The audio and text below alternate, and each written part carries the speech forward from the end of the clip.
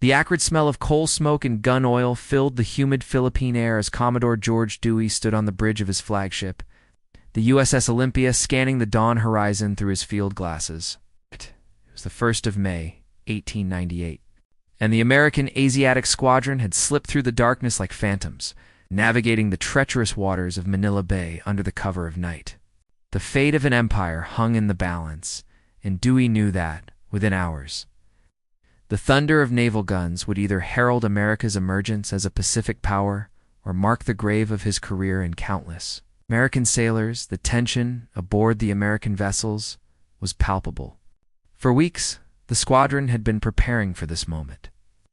Ever since the mysterious explosion of the USS Maine in Havana Harbor had plunged the United States into war with Spain, thousands of miles from that Caribbean tragedy, Dewey's 8 warships, the protected cruisers Olympia, Boston, and Baltimore, the gunboats Concord and Petrel, the revenue cutter Hugh McCulloch, and the supply ships Nanshan and Zafiro had become the sharp edge of American ambition in the Far East.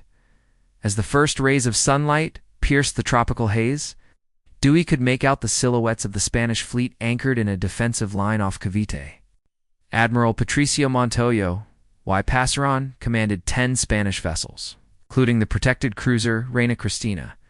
His flagship, along with the Castilla Dan Antonio de Ulloa, Don Juan de Austria, Isla de Luzon, Isla de Cuba, General Lazo Marx, Del Duaro, El Correo, and Velasco, though numerically similar to the American force. The Spanish ships were aging relics of a fading colonial power, many with wooden hulls and obsolete armament. The night passage had been fraught with danger. Spanish shore batteries at El Fraile and Corregidor had opened fire as the American squadron passed, their shells creating towering waterspouts in the darkness. But Dewey had pressed on, determined to bring his enemy to battle in the confined waters of the bay, where Spanish reinforcements could not interfere. The Commodore understood that this engagement would determine not merely the fate of the Philippines, but America's role in the Pacific for generations to come. Historical context referenced from the Naval War College Review Archives in Contemporary. Reports from the New York Herald. Captain Charles Vernon Gridley of the Olympia approached his commander, saluting crisply despite the sweat beading on his weathered face. "Sir, the men are at battle stations. All guns loaded and ready." His voice carried the steady confidence of a career naval officer. But Dewey could detect the underlying tension that gripped them all. This would be the first major naval engagement. For most of these sailors, many of whom had never heard a shot fired in anger, Dewey nodded, his steel-gray eyes never leaving the enemy formation. The Spanish ships appeared to be stirring to life, smoke beginning to rise from their funnels as they prepared for battle. In the growing light, he could see the red and gold colors of Spain fluttering defiantly from their mastheads. The sight stirred something primal within him, not hatred, but the cold calculation of a predator sizing up its prey. "Signal the fleet," Dewey commanded, his voice cutting through the morning air with absolute authority. "Prepare for action." Signal. Flags raced up the Olympia's halyards, and across the American line, the message was acknowledged. Its steam. Pressure rose in the boilers. Gun crews made final adjustments to their weapons, and thousands of American sailors steeled themselves for what would become one of the most decisive naval battles in history. At precisely 5:53 in the morning, the Spanish shore batteries at Cavite opened the ball, their ancient guns belching flame and smoke across the placid waters of Manila Bay. The first shells fell short of the American line, sending up geysers of seawater that caught the morning light like deadly diamonds. Dewey watched impassively as his ships maintained their stately advance. Closing the distance to the enemy at a steady 8 knots, the Commodore had chosen his approach carefully, leading his fleet in a long oval pattern that would allow his ships to concentrate their fire while minimizing their exposure to the Spanish guns. The Olympia led the way, followed by Baltimore, Raleigh, Petrel, Concord, and Boston, with the revenue cutter Hugh McCulloch bringing up the rear. Each captain knew his role in the deadly choreography that was about to unfold. Admiral Montoyo had positioned his fleet in a defensive line parallel to the Cavite shore, hoping to use the shallow water and shore batteries to offset his disadvantage in firepower and armor. His flagship, Reina Cristina, occupied the center of the line, her antiquated guns trained on the approaching Americans. The Spanish commander was a veteran of many campaigns, but he knew that his obsolete vessels were no match for the modern American warships bearing down upon him. At 5:55, Dewey turned to Captain Gridley with the words that would echo through naval history, "You may fire when you are ready." "Gridley?" The captain's acknowledgement was barely audible above. The growing rumble of engines and the crash of waves against the Olympia's steel hull. Moments later, the forward 8-inch gun turret swung toward the enemy line, its massive barrel seeking its target like the snout of some primordial beast. The first American salvo erupted at precisely 600 yards from the Spanish line, the concussion rolling across the bay like thunder. The Olympia's shells screamed through the humid air, followed immediately by the guns of Baltimore and the rest of the squadron. The Spanish ships replied with everything they had, their lighter guns creating a cacophony of explosions that sent columns of smoke and spray into the crystal-clear morning sky. Battle details corroborated through official U.S. Navy Department records and Spanish Admiralty archives within minutes. The bay had transformed into a hellscape of fire and steel. The American ships executed Dewey's planned oval maneuver with precision, each vessel maintaining perfect station as they swept past the Spanish line again and again, pouring devastating fire into their increasingly battered opponents. The superior American gunnery quickly began to tell, as shell after shell found its mark among the Spanish vessels.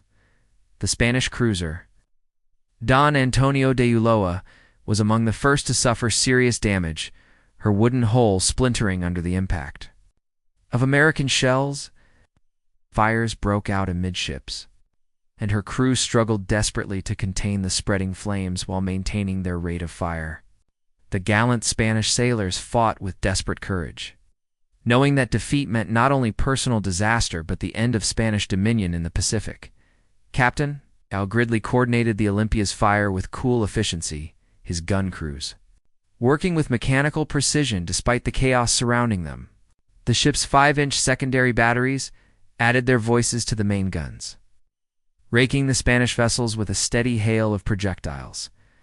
The noise was indescribably continuous roar of gunfire punctuated by the crash of exploding shells and the screams of wounded men as the American squadron completed its first pass along the Spanish line. Dewey could see that his strategy was working perfectly. Several enemy vessels were already showing signs of severe damage, their return fire becoming increasingly sporadic and inaccurate. But the Commodore was too experienced to declare victory prematurely.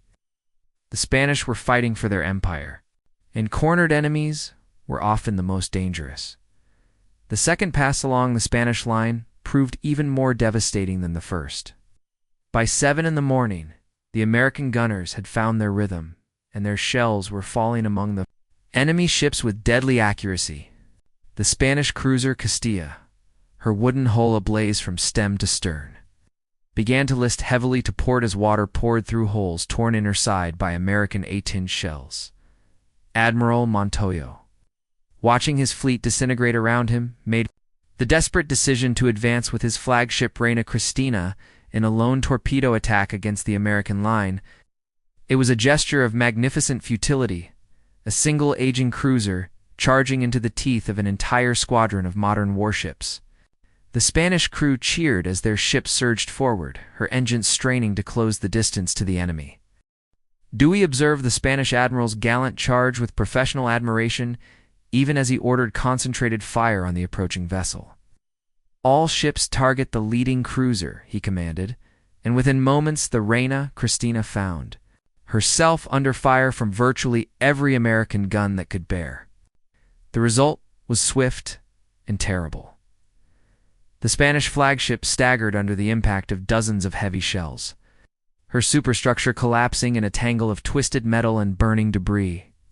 Admiral Montoyo himself was wounded by flying splinters, blood streaming down his face as he continued to direct his ship's fire. But the Reina Cristina's charge was doomed from the start. After 15 minutes of punishment that would have sunk most vessels twice over, she limped back toward the Spanish line. Her torpedo attack a heroic failure. Eyewitness accounts preserved in the Montoyo family archives and corroborated by survivor testimonies. The carnage along the Spanish line was becoming appalling. The gunboat Ulloa, her hull riddled with holes, suddenly lurched to one side and began to settle by the stern.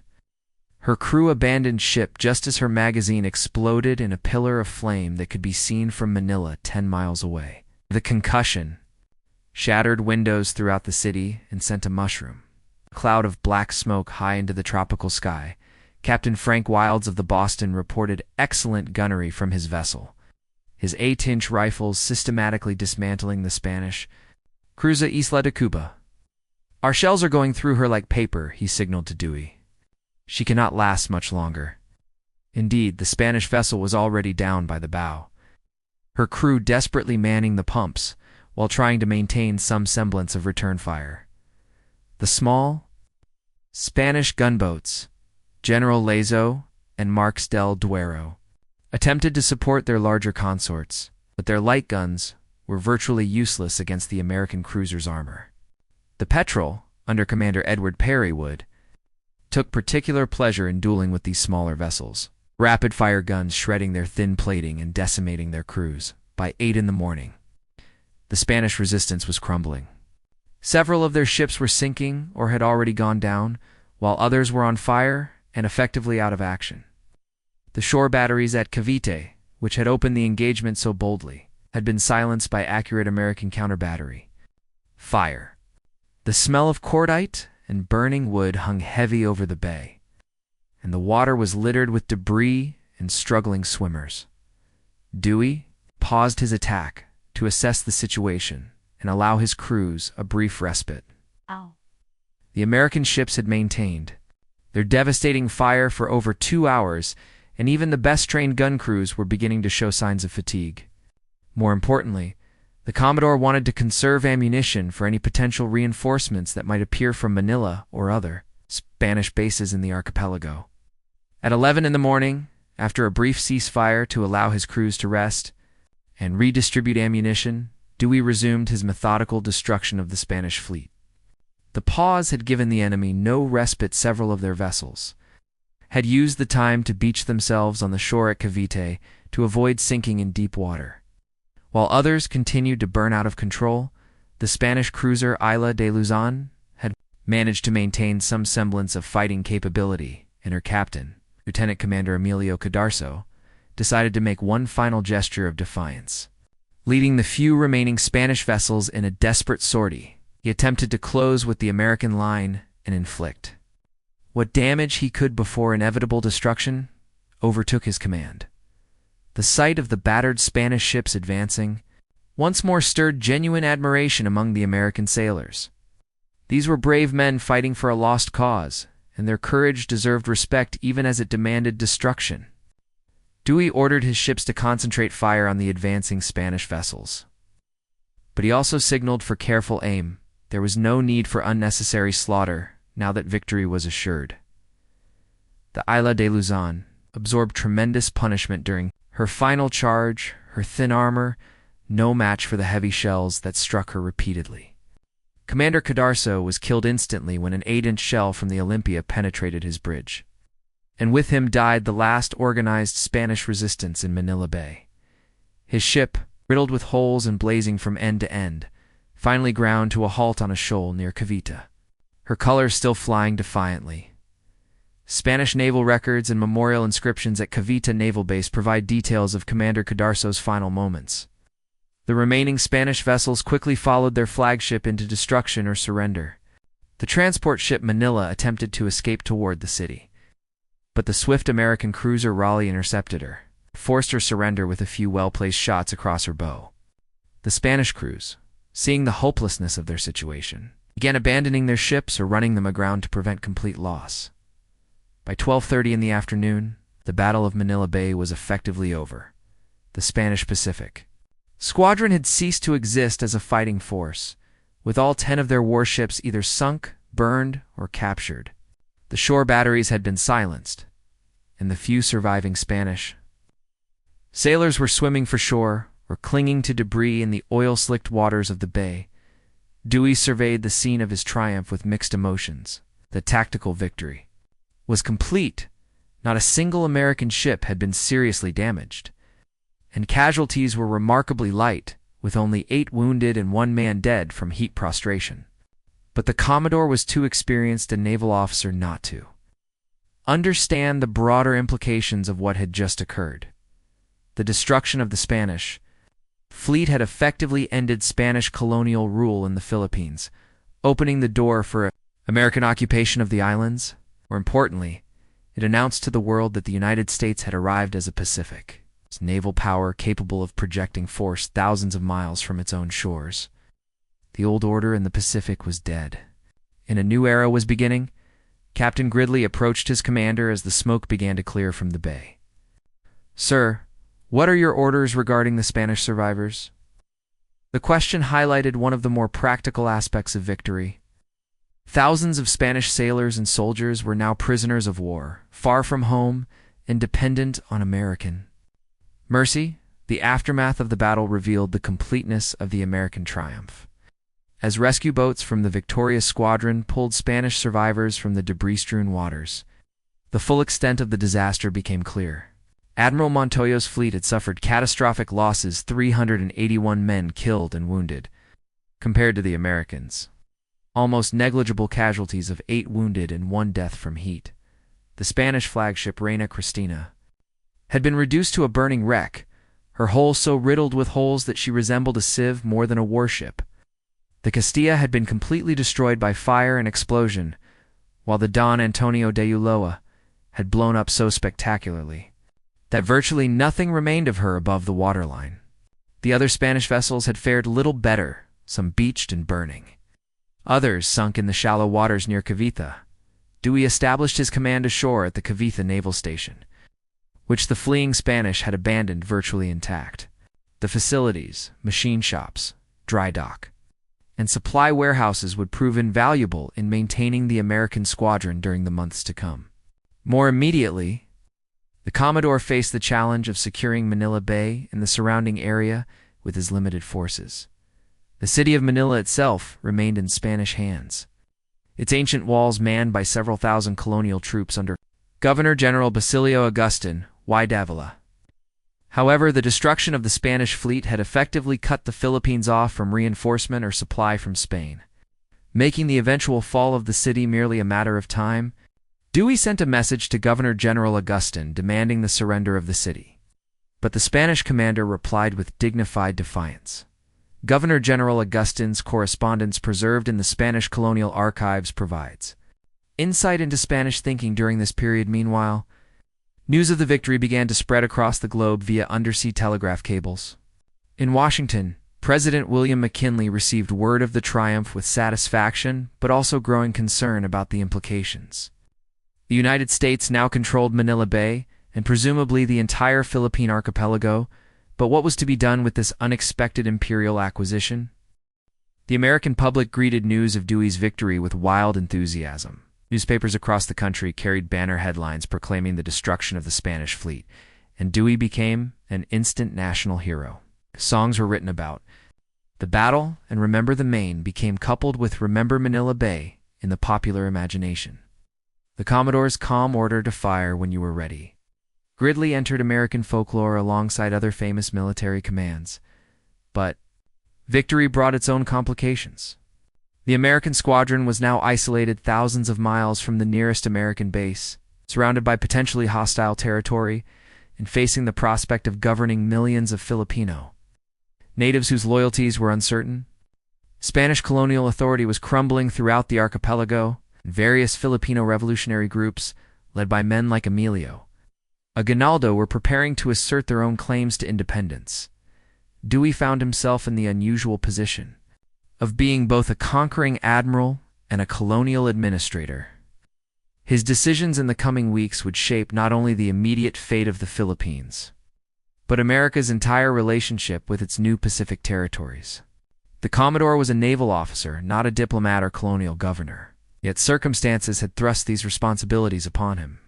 The German cruiser Irene arrived in Manila Bay 3 days after the battle, followed soon after by British, French, and Japanese warships. European powers were intensely interested in the outcome of the Spanish-American conflict, particularly as it affected the balance of power in the Pacific.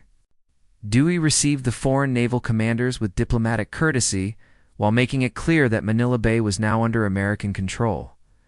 2 weeks after the battle, Dewey faced a new challenge that would test his diplomatic skills as severely as the Spanish fleet had tested his tactical abilities.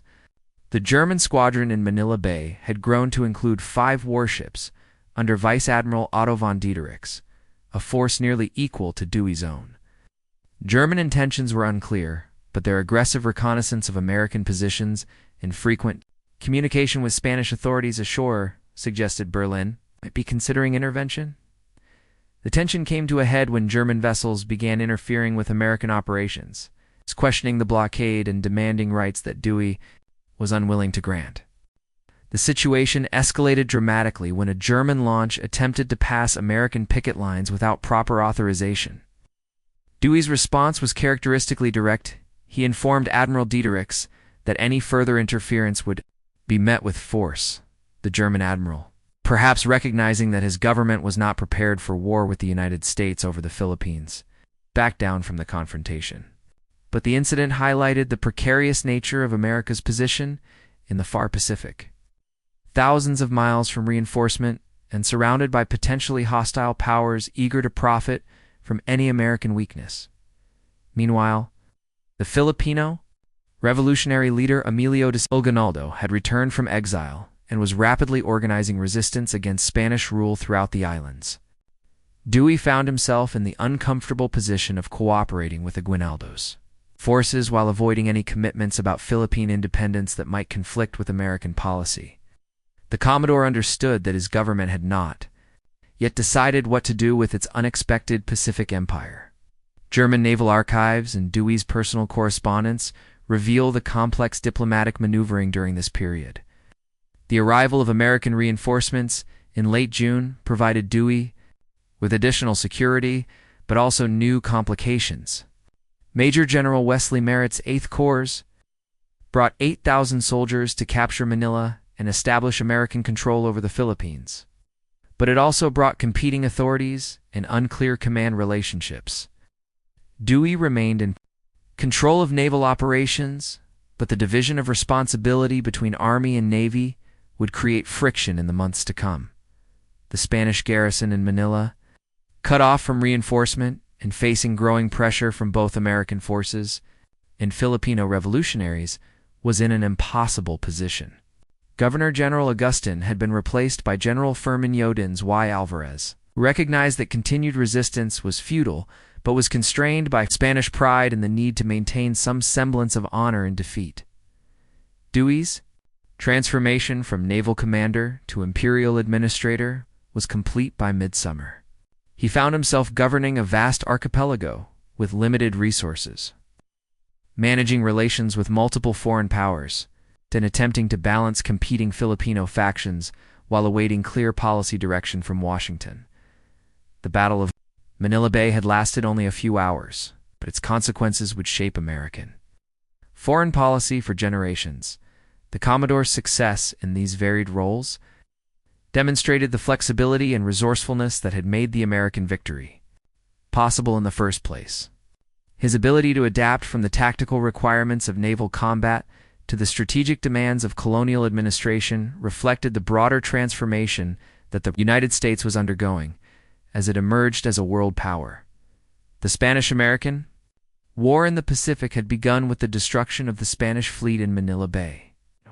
But it was clear that the real challenges lay ahead. The United States had won a great victory, but it now faced the question of what to do with the fruits of that victory. The answer would determine not only the fate of the Philippines, but America's role in Pacific affairs for decades to come. Formal surrender of Manila on August 13, 1898, marked the end of Spanish colonial rule in the Philippines. But it was merely the beginning of America's imperial adventure in the Pacific. Dewey watched from the deck of the Olympia as the Spanish flag was lowered from the walls of Intramuros for the last time, placed by the stars and stripes in a ceremony that symbolized the transfer of power from one empire to another. The battle that had brought this moment about would be remembered as one of the most decisive naval engagements in history. In less than 7 hours, the United States Navy had destroyed an entire enemy fleet without losing a single ship, announced America's arrival as a Pacific power, and set in motion events that would reshape the balance of power across the Pacific Ocean for the next century. For Commodore Dewey, personal triumph accompanied strategic success. Promoted to Admiral of the Navy, a rank created specifically for him, he became one of the most celebrated military heroes in American history. His calm demeanor during the battle, epitomized by his famous command to Captain Gridley, embodied the professional competence and technological superiority that had made victory possible.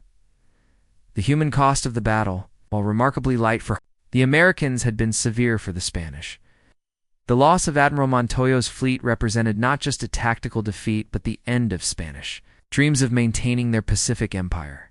The courage displayed by Spanish officers like Commander Cadarso, who died leading his final charge, earned the respect of their enemies, and provided some measure of honor in an otherwise catastrophic defeat. Final casualty figures and post-battle analysis drawn from official U.S. Navy in Spanish. Admiralty reports the Battle of Manila Bay also marked a technological watershed in naval warfare. The engagement demonstrated the decisive advantage of modern steel warships armed with rifled guns over the wooden vessels and obsolete armament that had characterized naval combat for centuries. The American victory validated the investments in naval modernization that had transformed the United States Navy from a coastal defense force into a fleet capable of global operations. Perhaps most significantly, the battle opened a new chapter in American foreign policy. The acquisition of the Philippines forced the United States to confront questions about empire, colonial responsibility, and America's role in world affairs that had been largely theoretical before 1898. Independence, which would continue for decades, began with Dewey's victory in Manila Bay. The strategic implications of the American triumph extended far beyond the Philippines themselves. Control of Manila Bay provided the United States with a major naval base in the Western Pacific, fundamentally altering the balance of power in the region. Japan, which had emerged as a rising power following its victory over China in 1894 to 1895, now faced a potential American rival across the Pacific. For the Filipino people, the Battle of Manila Bay represented both liberation from Spanish rule and the beginning of a new form of foreign domination. The Philippine-American War that followed would prove far more costly in lives and resources than the easy victory over Spain, demonstrating that imperial acquisition was often simpler than imperial administration. The legacy of Manila Bay would resonate through subsequent decades of Pacific conflict.